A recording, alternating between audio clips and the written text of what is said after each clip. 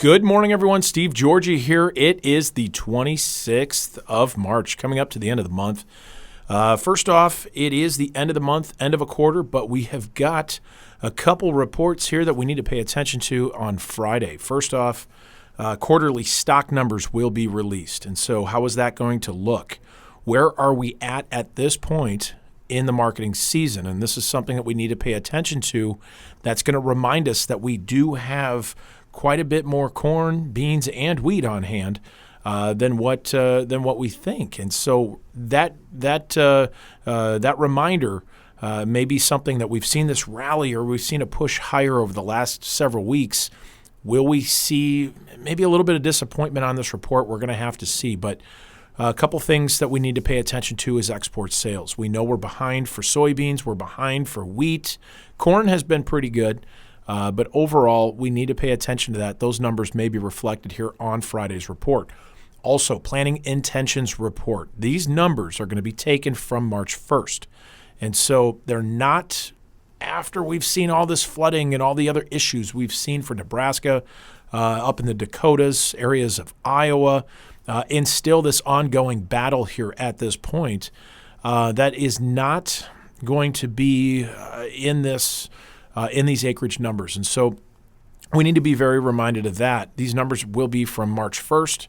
And so when you get these estimates and you look at Reuters polls or Bloomberg's poll that has been put out, those analysts right now, you have to question, is that March 1st numbers, or are they after that? Because I believe that those are different.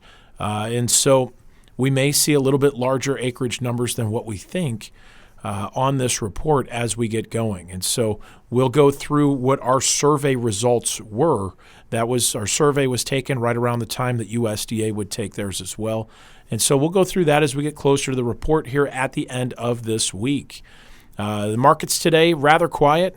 Corn actually pushing down just a little bit, down about a penny overnight. Beans down about 2 to 3, with the wheat market staying firm, up a couple cents as we finish up the overnight session. But look for any export sales here around 8 o'clock. Do we get any? How does that look? Does that affect this market here today?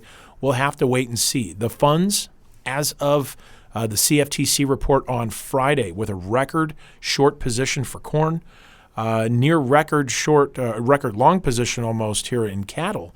So that may end up giving us, as we go closer to the end of the month, end of a quarter, will we get some profit taking, or do we get some short covering for corn, a little more than what we think? We'll have to wait and see. But that has given us a little bit of a boost here in these markets as far as corn. Cattle down sharply yesterday. Do we get some more spillover selling here as we go toward the end of the month? We'll need to be a little bit cautious with that. But the chart's starting to look a little different. With these funds being as long as they are, we may see them try to take another step lower here if we get further liquidation out of the cattle market. We'll have to wait and see.